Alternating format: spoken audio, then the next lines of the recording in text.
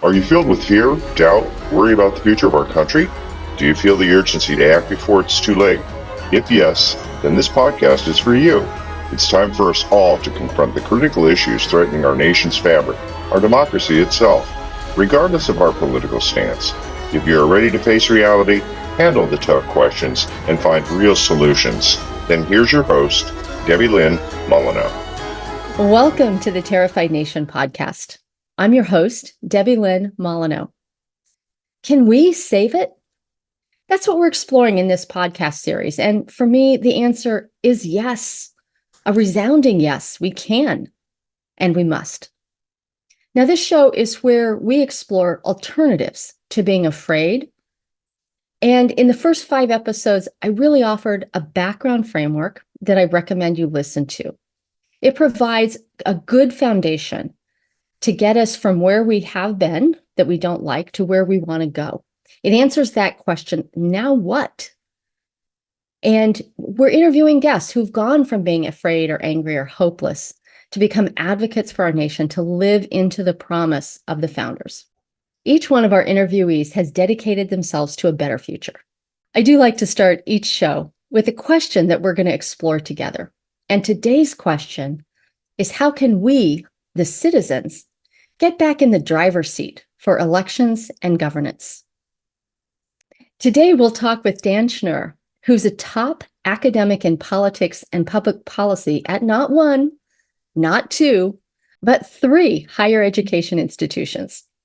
Those would be UC Berkeley, Pepperdine, and USC. And of course, he formerly taught at Harvard, too. And in case that isn't impressive, Dan has also worked on 4 Republican candidates for president and 3 gubernatorial races. And he's currently an independent voter. You have likely seen him on the news, where he appears regularly along with writing his columns.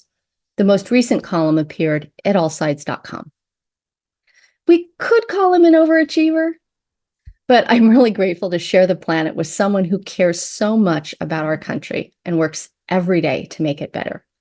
Dan, welcome to the Terrified Nation podcast. Debilyn, thank you so much for having me. I really appreciate it. I'm looking forward to our conversation. Yeah, me too. And you've spent so much time studying the sausage making, if you will, about our politics.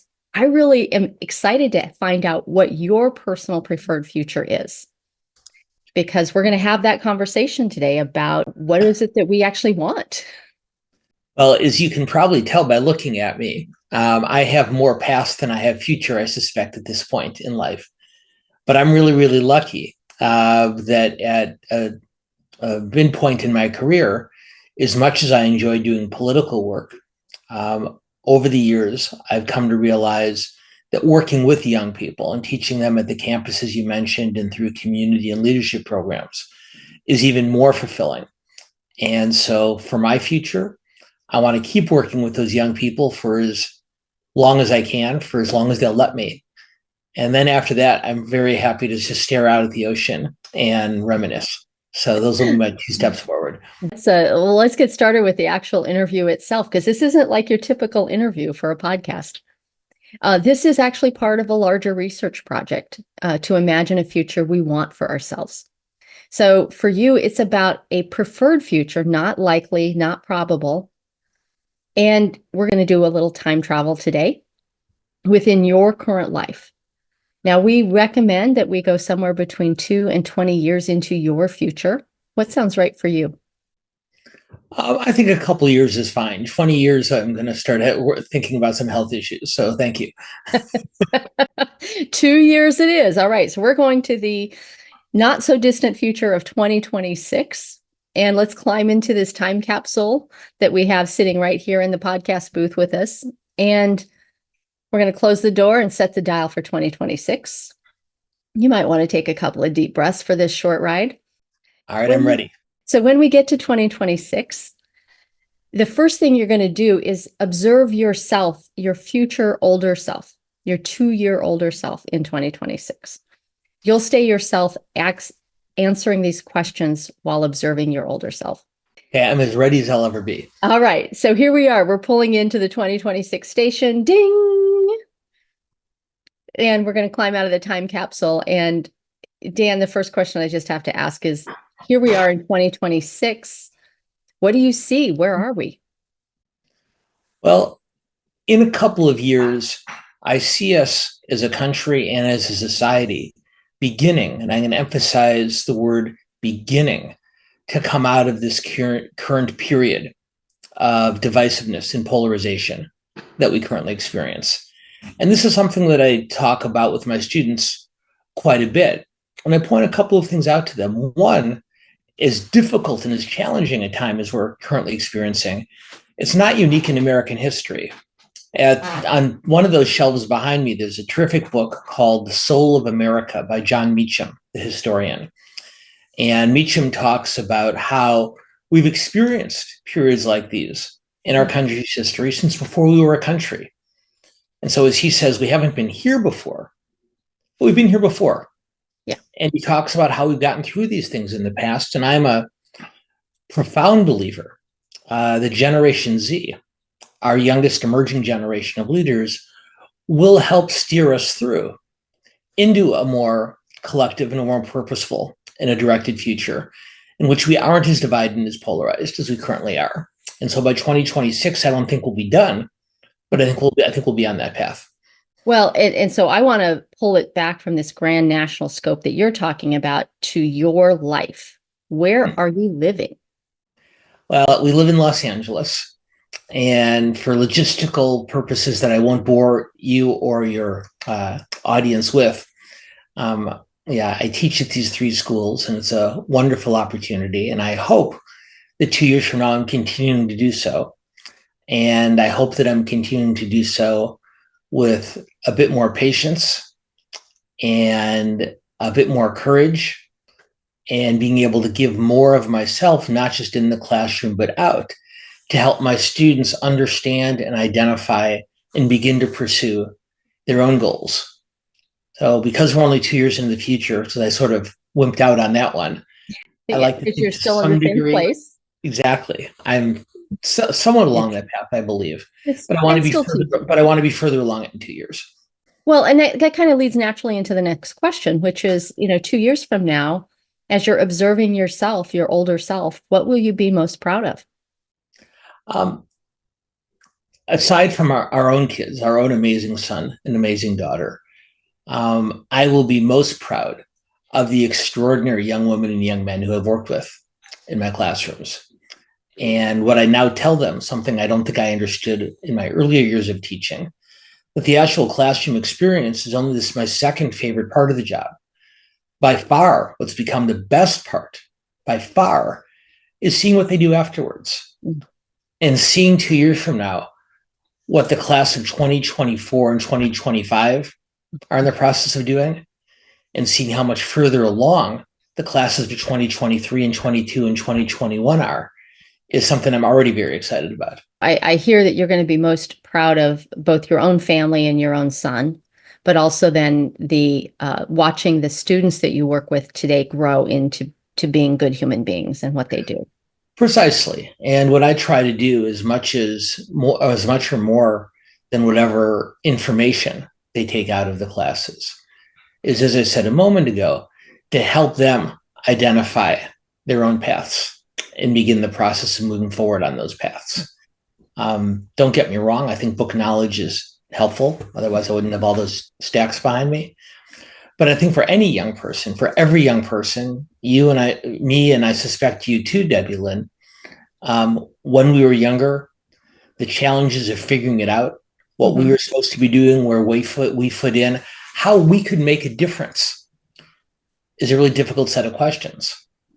And providing a process to help them begin to answer those questions is something I've come to find very rewarding.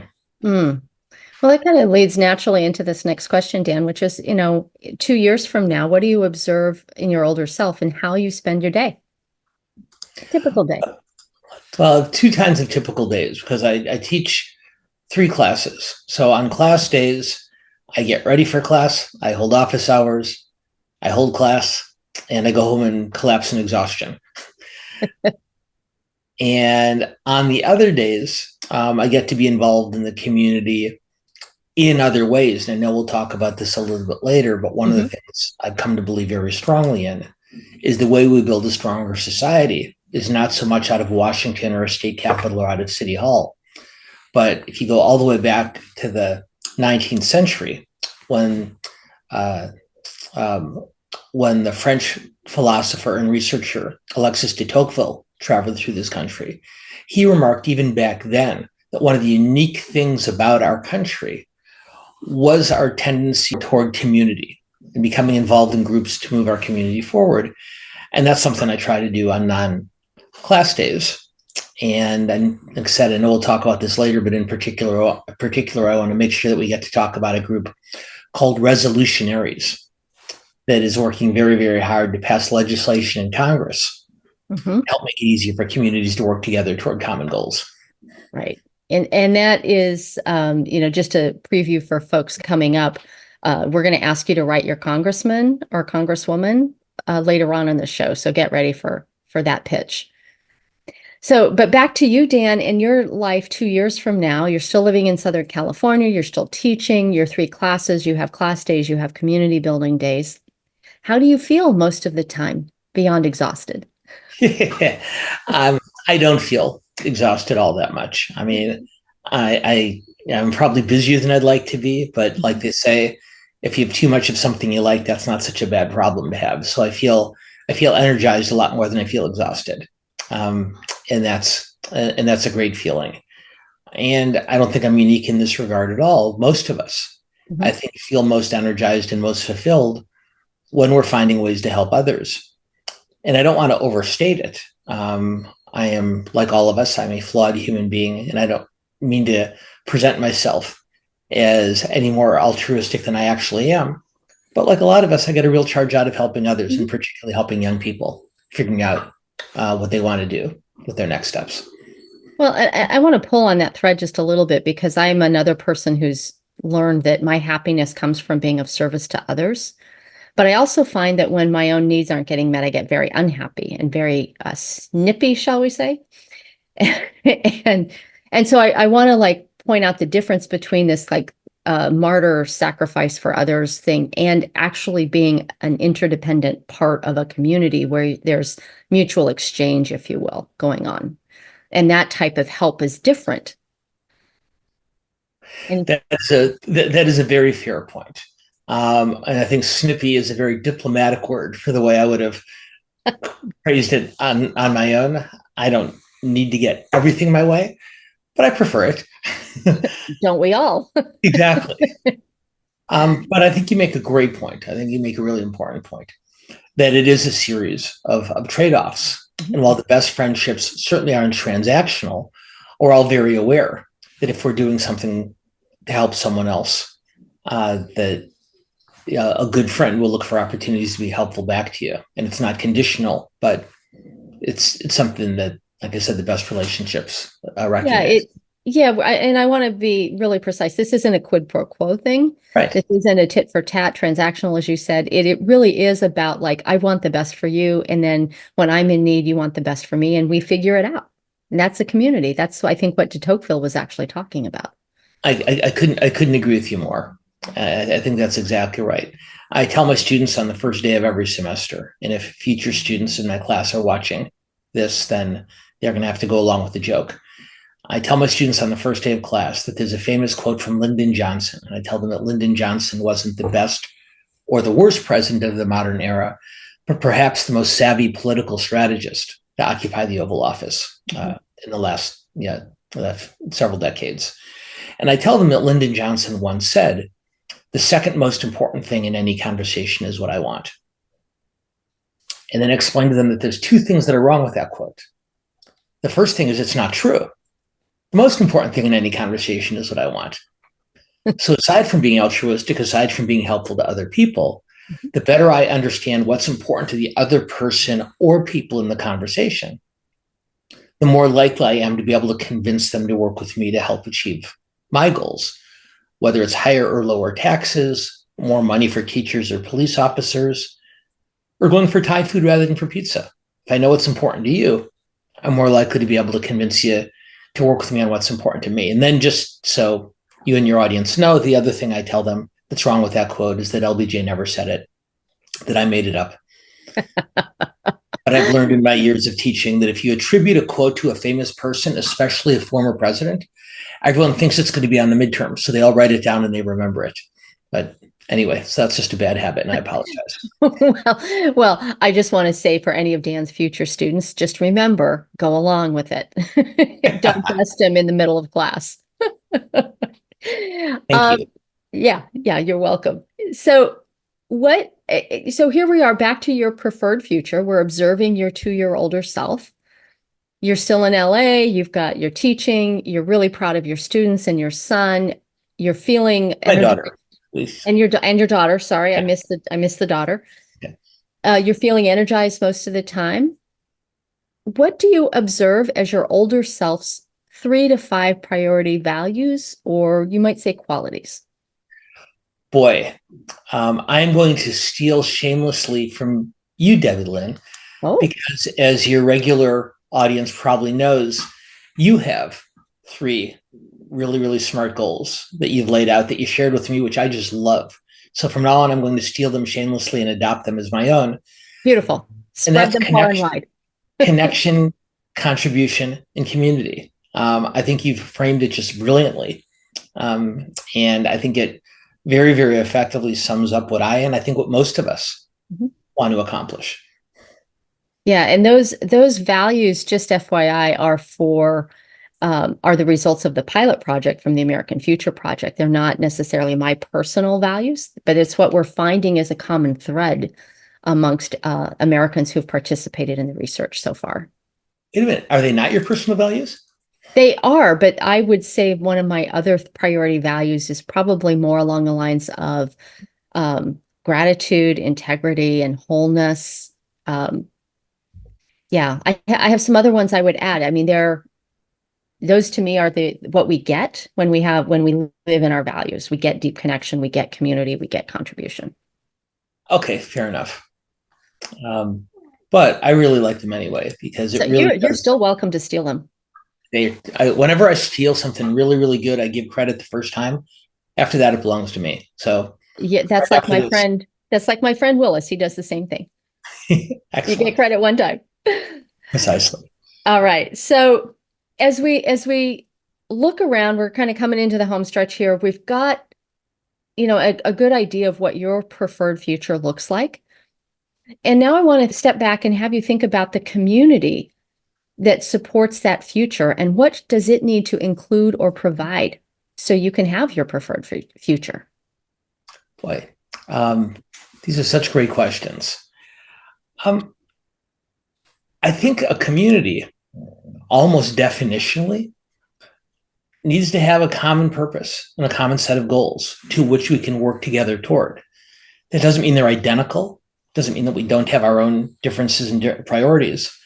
But overall, I think helping members of a community, finding ways to put aside their differences in order to work toward those things, those goals that they share, I think is a critical, perhaps the most critical ingredient toward accomplishing what you've talked about. You mentioned in your very kind introduction of me that I worked in Republican politics for many years, and I became an independent several years ago. But sometimes I revert back to those earlier years. And there's a wonderful quote from Ronald Reagan, who is the first candidate I ever worked for. And Reagan used to like to say that somebody who disagrees with you 20% of the time isn't your enemy. You see someone with whom you agree 80% of the time. And the coda of that famous statement that I offer to my students, I said, look, somebody who I disagree with 80% of the time isn't my enemy either. There's someone I can work with 20% of the time. I just have to work that much harder to find the 20%. And I think the extent that we're willing to do so and put in that extra time and effort is not just ultimately going to help me get to where I want to be, but going to help most of us get to where we want to be. Well, and you're pointing to something also that, we have in our current day and age, and we're going to get to the resolutionaries in the Building Civic Bridges Act here in a second. Right now, the incentives in our culture are set up to have us be like all the same, or we can't talk to each other. Like there's no nuance in that in between of the 80 and 20% that you're quoting. And I just wonder, number one, did Ronald Reagan really say that? He did. And actually, you're in good company, because after that fake LBJ quote, all semester long, whenever I quote anybody, my students are always furiously Googling it. So yes. Reagan actually did say that one. Okay. All right. And I just wonder, like, how much do we as a society miss when we're not willing to engage in those differences? Because we have them. I mean, to me, it's like if everybody was like me, oh my God, the world would be so boring. Where's the spice? I want spice. Yeah, there's a wonderful author. You may have read some of her work, a woman by the name of Amanda Ripley. And her book, High Conflict, is back there somewhere too. And what Ripley does in her book is she distinguishes between conflict, which she believes is a good thing for all the reasons that you just mentioned, Debilyn. Conflict is how you work out differences. It's how you make progress. But she draws a difference between conflict, which is toward a productive goal, and high conflict, in which we disagree and argue just for the sake of disagreeing and arguing. Right. And I think that distinction is a critically important one. Yeah, well, and longtime listeners of this show know that I call the folks that try to highlight the differences so that we can't talk to each other, I call them conflict profiteers, and I'm still lobbying Amanda to change it from conflict entrepreneur to conflict profiteer, because I like that. I'm an entrepreneur and I am highly offended by the association. So conflict profiteers, I'm just, if you have any pull, Dan, with Amanda, let her know. I'll do my best. Yeah, she misnamed them. Well, let's talk a little bit about, so basically I want to come back and recap what your community needs to include or provide is a way for people to have conflict, to work towards common goals. And really that is, to me, one of the ultimate definitions of community is an ability to work together towards a common goal despite differences, or have the differences actually add to the to making it a productive conflict to get to a better solution. That's exactly right. I will cite yet another book, and then I promise to stop doing this, but this is just a bad habit. Julia Boorstin, the CNBC correspondent, wrote a terrific book not too long ago called When Women Lead. And she talks about how female leaders, the trend is that most female leaders are much more likely to reach out for a broader range of perspectives in fashioning a solution. But even if you put aside the gender distinction for a second, underneath that premise is, I think, something even more important, which is ultimately we get to better solutions when we bring in a broader range of perspectives. And whether a woman or a man happens to do that is less important than the fact that we're hearing from the perspectives and the experiences of many rather than just one. Right. And ultimately, I think, again, as we've been convincing each other, any kind of organization, any kind of community thrives when it draws on the experiences of many rather than just one. Mm-hmm. Well, and I have to say, I'm going to pull on my American Future research again real quick, because one of the other things that surprised me when I asked this question about what does the community that supports your preferred future need to include or provide, many people, more than half, said that their neighborhood needed to be diverse in and of itself. They wanted to live in a place that was not the same as them, like where their neighbors were literally being just, diversity was just present in their lives. And I think that points to good omens as well. I couldn't agree more. However, I would point out that while I don't think it's been done intentionally or perhaps even noticeably, we've changed the definition of diversity as a society over the years. I saw some research done by the Pew Research Center not too long ago. I think are just the gold standard on this type of public opinion research. And what they found is that the percentage of Americans who would be comfortable with their child marrying somebody of a different race or religion is now well over 90%, mm-hmm. which is the highest not just in our country's history, but in our planet's history. Yeah. At the same time, the number of Americans who would be comfortable with their child marrying someone of the opposite political party is now at an all-time low. So Look, we're a tribal species, Mhm. and we always look for ways to point to the other. And for most of human history, sadly, we've identified that other to avoid as someone who doesn't look like us or talk like us. Yeah. So now, just as we're getting much better at embracing that type of diversity, we're getting much less tolerant at embracing ideological diversity. And in some ways, that could be even a more difficult challenge going forward. Yes, yes, and I I will refer people back to my interview with Suzanne Furstenberg if you want to hear more about another take, if you will, on how to think about political diversity and ideological differences. And this is not about extremism. I just want to point out what Dan is talking about here is not about people who are at the political extremes. It's just people who happen to register with a different party. Right? Exactly right. Ben Sasse, the president of the University of Florida, the former senator from Nebraska, wrote a book called Them. And in it, he uses a wonderful term. He calls it nut picking, not nitpicking, but nut picking. And he said one of the ways that we tend to avoid that kind of bipartisan outreach is we pick out the nuttiest voice and the most extreme voice on the other side and say, I can't work with them, those Republicans, those Democrats, whoever them happens to be, because look at that horrible person over there. And he points out that there's plenty of nuts on both sides. Absolutely. There's plenty of really smart people over on that other side too, and you need to be willing to look past the nuts to find the people we can find a more productive working relationship. And I'm going to add one more thing on this before we get to the last question, where we can talk more about your current work. But that is that there not only are there nuts everywhere, but there's also assholes everywhere. There are some people that professionally like to stir up shit, and we shouldn't discount every person that has a similar ideological spread to them, to those assholes or the nuts. We should instead reward people who are reasonable and we can talk to. Let's talk to them. I couldn't agree more. I think you're exactly right.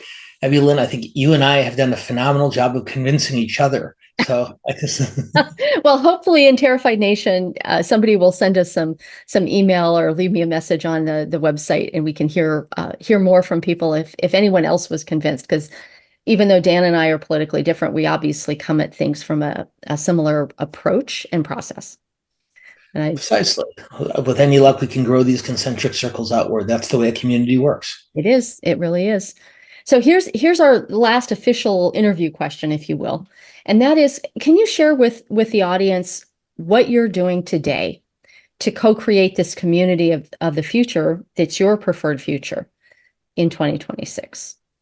Well, I try to do a number of things. Number one, I try to instill those values in my students. Mm-hmm. I work with a number of organizations in the community in which we live. I'm very active in my own Jewish community, but I'm also involved in organizations that represent other marginalized and underrepresented communities. I work with Latino and Asian Pacific and African American community groups in a variety of ways. But one of the things I get to do is I've been lucky enough to find or to be found by an organization called Resolutionaries. And Resolutionaries, its primary goal is to build public support for the passage of legislation in Congress called the Building Civic Bridges Act. And I'll tell you about the act in just a moment. But I think what I want to say first is generally, I think the kind of community building that you and I have been talking about doesn't come from Washington or a state capitol or from City Hall. It has to come from ourselves. But what a few very, very far-sighted members of Congress have figured out is while they can't do it for us, they can help us get there. And so Representatives Derek Kilmer, the Democrat from Washington, and Andy Barr, a Republican from Kentucky, U.S. Senator Chris Coons from Delaware, and a group that they are building have introduced the Building Civic Bridges Act. And what that act does, among other things, is it administers a grant program to support civic bridge building programs across the nation. And so rather than simply hoping that good people get together and form community groups, this bill in Congress would incentivize it. and offer grants to organizations that can demonstrate that this is something to which they work. The bill would also support the training of AmeriCorps members to help them develop civic bridge building skills. It would support research on the most effective types of bridge building and civic engagement and social cohesion. And in a number of ways, the whole idea is to activate a public conversation about the importance of building community, the way you and I have been talking today.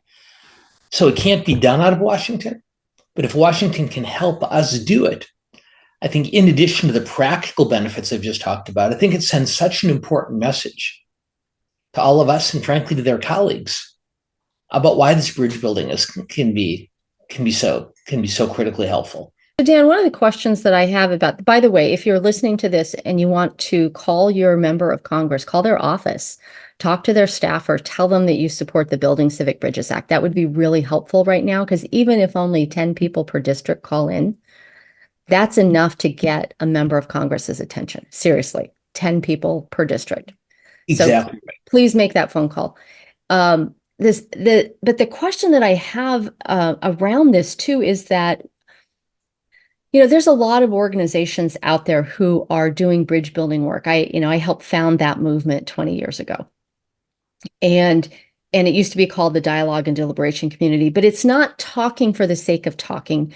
Can you say a little bit more, if you know, about what bridge building does in a community? Because a lot of people think it's just talking. Well, talking is the first step, but ultimately it's finding tangible goals to work together toward. My students, Generation Z, get maligned frequently and sometimes justifiably because they vote in smaller numbers than any other generation in America today. But it's also worth pointing out, to your point, not just talking, they volunteer their time back in their communities at higher levels than any other generation in recent American history. And to me, that's not just about building a community, people working together to do neighborhood cleanups or community watches or bring meals to shut-ins or teach at-risk children to read. Not just that tangible benefit, but they're getting to know each other and they're talking. And going back to a point that you made earlier, if they happen to be a member of a different party or vote for a different candidate, that doesn't make that other person stupid or evil. It's the person I volunteer with every Saturday with whom I don't happen to agree on everything. Right. So the talking isn't, you're exactly right, the talking isn't the ultimate outcome, but it's a pretty important first step. Well, and I think talking, listening to understand before wanting to opinionate on somebody else. That's one of the things I'm really frustrated with Americans right now about, is like, we all have opinions and we try to like out-opinion each other. And I'm like, for the sake of what? It's like, I'm just going to withhold my opinion. Not that I don't have one, but it's just not helpful right now. And being able to discern when it's helpful to share an opinion and when it's not, I think would go a long ways also towards helping us build community again. Boy, I could not agree with you more. Once again, you and I've managed to convince each other. Well, you get two smart people on a podcast talking about smart things, right? And hopefully we're inspiring people who are listening to get involved. I hope so, because, I mean, it seems very intimidating because the loudest, most extreme voices tend to dominate most public discussions. And it can be a little frightening to think, if I engage in those conversations, are people going to scream and yell at me? Or if I don't know as much as they do, am I going to look stupid? There's like all the mind chatter that goes on in our heads where we second guess ourselves. But you know what? There's a lot more of us than there are of them. Absolutely. And this is where, I may have to write again about what I call the asshole factor, because those people who are shouting in the school board meetings and stuff, they are not any better informed than the rest of us. They're just loud and obnoxious. And if we can figure out how to mitigate for the asshole factor, I think it will go a long ways towards restoring our sense of civic connection with each other. To me, that's the most important thing. Opinions are welcome, but they don't have to lead. They don't have to lead. Precisely. And of course, the way you express your opinions and the way you question others. The difference between saying, boy, that's so interesting. Can you tell me more about why you think that? Versus, do you really believe that? Substantively same question, but one Absolutely. leads to a conversation, the other leads to warfare. I love it. I have a friend who describes that every person she meets feels like a puzzle to her. And so she's curious to find out why they believe what they believe. And I wish there were more of us that felt like people around us are just puzzles to figure out. Well, and it requires a level of intellectual curiosity, which I think most of us learn to suppress. But on the flip side of what your friend said, I will tell you that I also tell my students that Bill Clinton once said, "I've never convinced anyone of anything by telling them how stupid they were." And as you might have guessed, Bill Clinton didn't say that either. I made that one up too. Yeah, you saw me smiling as you started. This has just been such a pleasure, Dan, and I really want to end our interview with an invitation. And I end every interview with this invitation, but it's to spend 5 minutes a day, every day, thinking about this preferred future that we've just expressed here, feeling those feelings, and including a sense of awe and wonder. The reason for this is neuroscience. Neuroscience has proven that what we think about, we begin to subconsciously create. So the choice is ours. Like, we can actually co-create the preferred future we like instead of choosing from the dystopian options that are presented to us today.